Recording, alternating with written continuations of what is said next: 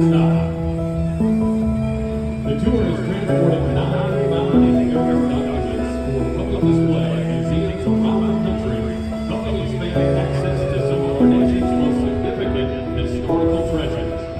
The tour is inspired by the Bicentennial Freedom Train, which similarly brought historic artifacts to communities across America to broaden access to our shared community